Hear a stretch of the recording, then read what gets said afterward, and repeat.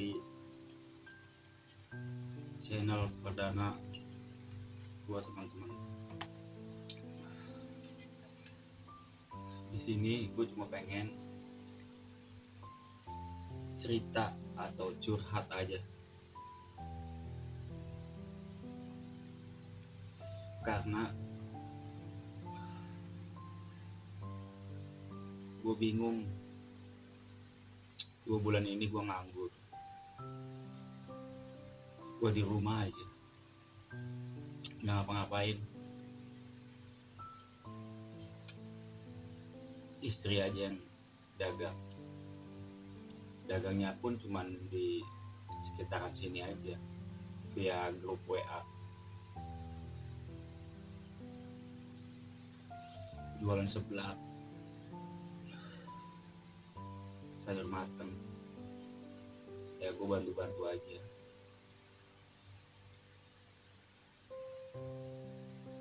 Gue 2 bulan nganggur karena usaha gue bangkrut. Gue jualan daun pisang, ubi singkong, tapi pas pandemi jangankan untung, modal aja habis.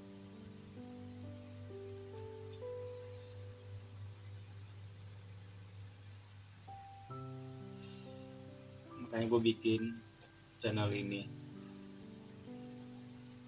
Gue mau curhat ke siapa? Teman jarang, temen gue sedikit, itu pun mereka pada sibuk.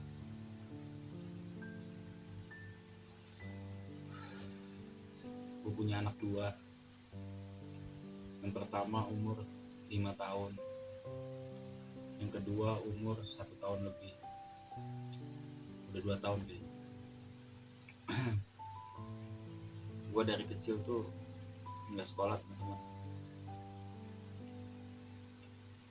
Gue dari kecil nggak sekolah cuma sampai kelas 1 SD doang. Naik kelas 2 gue nggak nerusin sekolah. Bukan karena gue nggak mau, teman-teman, tapi karena orang tua gue yang memang nggak mau nyekolahin anaknya. Gue anak dari 5 bersaudara. Gue anak kedua. Abang gue juga sama, nggak sekolah.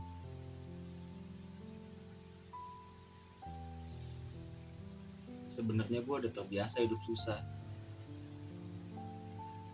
Dari kecil pun gue udah terbiasa hidup susah.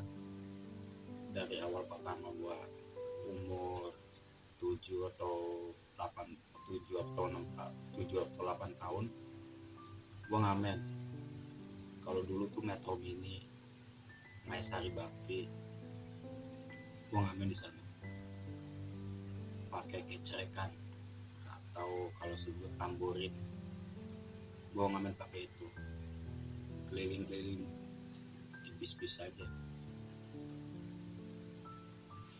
kadang di lampu merah. Itu gue masih punya 2 orang tua. Orang tua gue dua-duanya dagang. Nyokap dagang bubur ayam di depan rumah, bokap dagang bubur ayam keliling. Itu yang gue seselin, kenapa gue dulu nggak disekolahin sama orang tua gue. Mungkin gak mampu atau gimana, nggak tahu juga. Terus dari pengamen gue berhenti karena waktu itu adik gue ikut-ikutan ngamen, ditangkap Satpol PP, terus dibawa ke Cipayung, nebus. Gue nggak tahu nebusnya berapa, bokap gue yang nebus dulu. Nah, karena ngamen itu gue sering dikejar-kejar Satpol PP. Akhirnya gue berhenti ngamen, gue jualan koran. Tiap pagi jam 4:30 gue bangun ke loker koran untuk ambil koran. Terus gue keliling di pasar, stasiun, lampu merah. Pas lagi apes, gue di stasiun, koran tuh gue tinggal ke WC, keluar dari toilet, hilang korannya, dan gue harus ganti ke agennya. Udah dari situ gue juga pernah jualan es mambo. Dulu masih KRL, gue jualan di KRL kereta. Udah dari situ lagi gue melihat di pasar, gue jualan kantong kresek, nawarin ke orang belanja, bumbu kantong gede. Terus gue jasa kuli, bawain barang, kuli pasar, kuli panggul.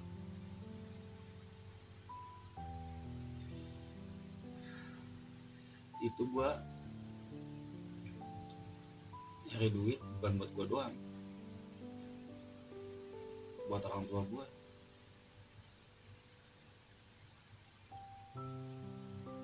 Sampai tragedi 98, krisis moneter, semua bahan-bahan naik. Bokap udah nggak bisa jualan bubur ayam lagi, nyokap juga. Akhirnya kita pindah kontrakan, kita ke Mapul Rongsokan, kita jadi pemulung.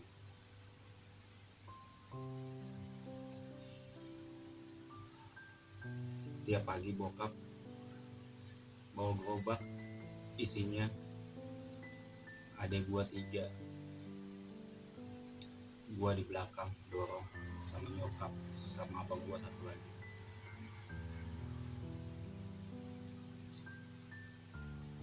Kita mangkal, yang jagain gerobak nyokap sama 3 adik gua, abang gua sama bokap gua keliling bawa karung nyari rongsokan.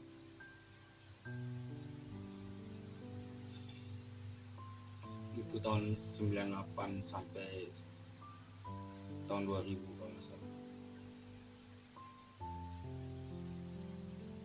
Gue lupa, suatu ketika bokap gue sakit, habis mulung, bokap gue rencana mau jualan bubur ayam lagi. Kita pindah ke Pondok Kopi, bokap jualan bubur ayam. Di situ gue udah nggak mulung lagi, gue balik lagi di pasar jualan kantong kresek sama jadi kuli panggul. Pas bokap baru mulai dagang, bokap sakit parah, dan bokap minta dibawa ke kampungnya daerah Brebes. Nggak lama bokap meninggal.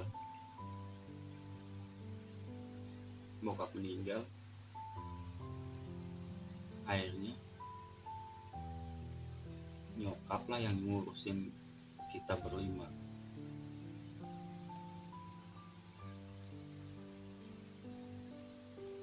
Tapi anehnya nyokap bisa nyekolahin adik gue, ketiga adik gue.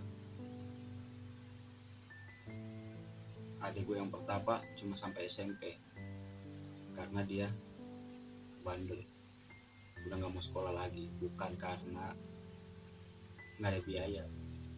Gue abang gua, nyokap gua bertekad buat nyekolahin 3 adik gue ini.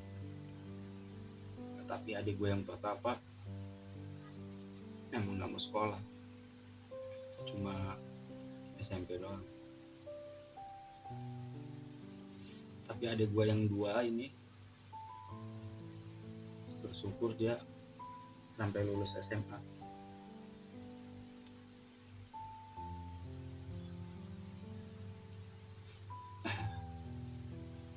Nah, dari situ gue berpikir, kenapa dulu bokap sama nyokap gue tuh gak mau nyekolahin anak-anaknya. Gue gak tahu mau nyampe apa. Kalau bokap gue dulu pernah dengar, pernah ngomong sih, katanya anak-anaknya jadi pedagang. Tapi pedagang juga kalau tanpa ilmu kan gimana.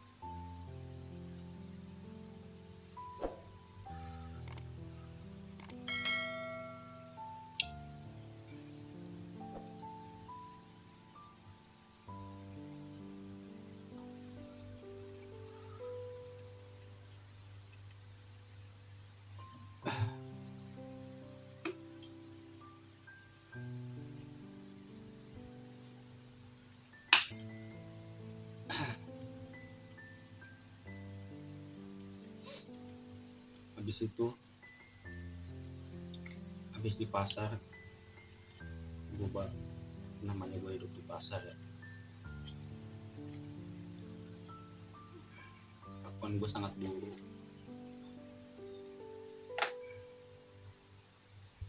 Mungkin karena pergaulan pasar, dan gue juga yang ilmu pendidikan gak ada, ilmu agama juga gak ada. Ya begitu, kayaknya gue hidup di pasar tuh bener-bener nakalan remaja tuh bener-bener gue alami. Habis dari pasar, gue jualan kopi bareng nyokap minta jualan kopi, ya udah kita jualan bareng. Nyokap dari pagi sampai sore, gue dari sore sampai pagi, abdusan gantian. Sementara adik gue 3 di rumah sekolah. Itu gue berdua sama abang gue tuh kerja di catering. Itu kita bertiga itu bener-bener berusaha buat nyekolahin adik biar pada lulus, yang kayak gua sama abang gua. Dari jualan kopi itu ya cukup saya, ya walaupun gimana juga cukup-cukupin rumah kontrak. Nah, pengalaman gua gitu, jualan kopi habis itu lapaknya digusur. Nah, gue jualan kerja sama orang jualan daun pisang.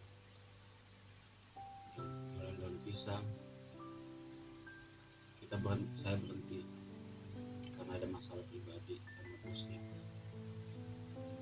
Akhirnya gue bingung, gue nganggur. Waktu itu perdana gue punya cicilan motor Mio. Gue lupa tahunnya berapa, 2000 berapa gitu, 2005 apa 2004. Gue bingung. Akhirnya gue kerja jadi cleaning service. Itu gak lama, berapa bulan doang.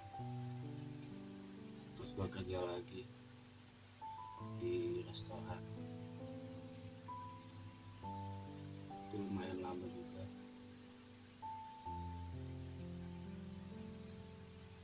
Berapa kali gue pindah kerja di restoran, sampai akhirnya gue nikah.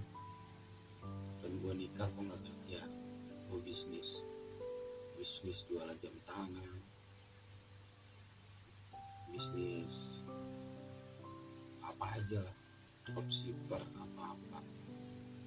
Tapi banyak dari bisnis gue itu selalu gagal.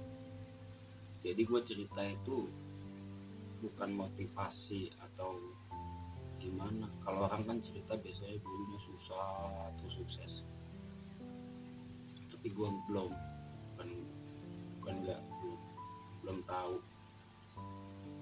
Gue cerita ya, pengen cerita aja ini karena gue nggak ada teman, nggak ada apa.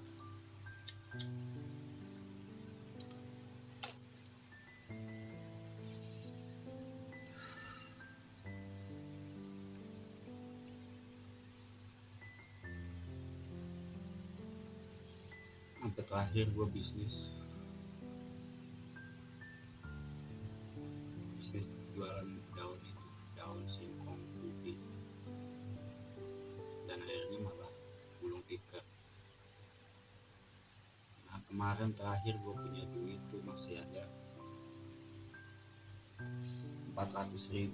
Terakhir gue megang duit itu 400.000. Akhirnya gue belanjain kue, snack ringan gitu kayak gini, banyak. Itu gue jualin di sini doang. Gue tinggal kan di rusunawa, rumah susun sewa.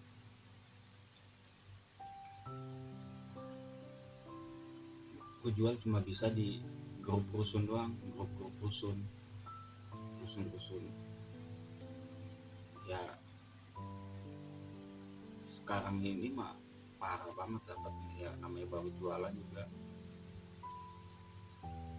Awal-awal sih ada yang mesen sehari 5, 6. Sekarang ini paling 1 sehari, kadang enggak.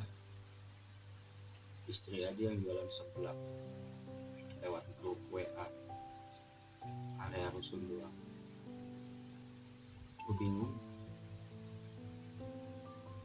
anak ada 2, kerjaan gak ada, bisnis gak jalan.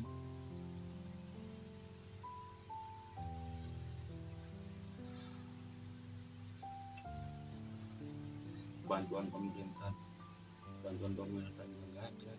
Bukan nggak ada sih, bantuan pemerintah memang ada, emang gua aja yang bulan rezekinya jadi nggak dapat. Dulu sebelum gua jualan daun kan gua ngojek online. Cuman karena ada mungkin masalah sama customer, gua disuspend gara-gara beda plat. Karena motor yang gua daftarin itu ditarik dealer, dan gua pakai motor adik gua. Karena platnya beda, mungkin customernya ngadu, gue disuspend dan gue diputus gitu.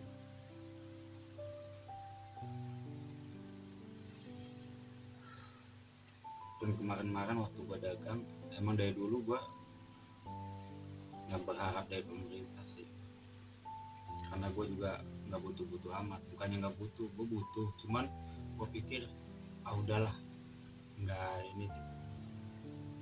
Ternyata pas pandemi ini bener-bener orang di sini banyak pada dapat, gue nggak dapat. Kayak BLT, MKM, apalah, bantuan sembako apalah, nggak ada. RT-nya sih suruh ngurus sono ke kelurahan sama ke dukcapil apa, nggak ngerti. Paling sekarang gue nyaloin doang. Kalau ada yang dapat BLT kayak kemarin 600.000, paling gue cuman daripada orangnya antri di ATM, gue yang ngambilin, gue dikasih seikhlasnya dia. Gue cerita gini sebenarnya bukan pengen gimana ya. Gue cuma pengen cerita, pengen curhat, pengen ada yang dengar kesah gue.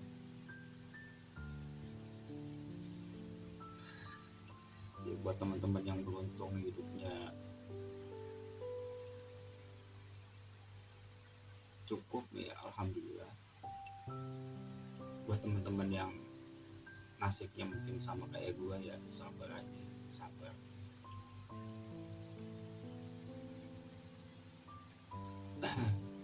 Kalau udah berputar,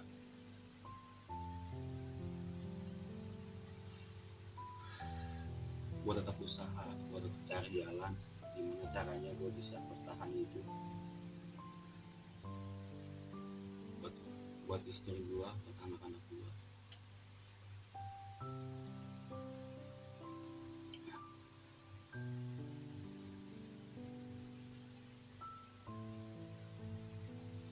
Ya mungkin segini aja dulu yang bisa gue ceritain. Kalau gue nanti pengen gue cerita lagi, mungkin ya kalau ada teman-teman yang bisa diambil pelajaran, ambil pelajarannya. Tapi kalau yang buruk ya jangan. Jadi gue cerita itu bukan kayak motivator yang dulunya susah terus dia sukses.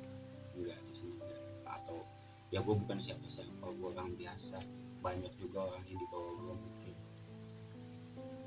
Ya gue cuma pengen gue cerita aja, mungkin syukur-syukur ada yang dengar, syukur-syukur gue jadi punya teman. Karena lo tau lah, orang kayak gue yang dulu nggak sekolah mana ada teman. Ya temen gue banyak kan kenal di pasar, dan itu juga teman-teman, ada teman-teman yang benar-benar sehati, ada beberapa orang, cuma ya mereka juga punya kehidupan masing-masing. Apalagi pas pandemi kayak gini, mereka juga sama-sama lagi berjuang buat keluarganya.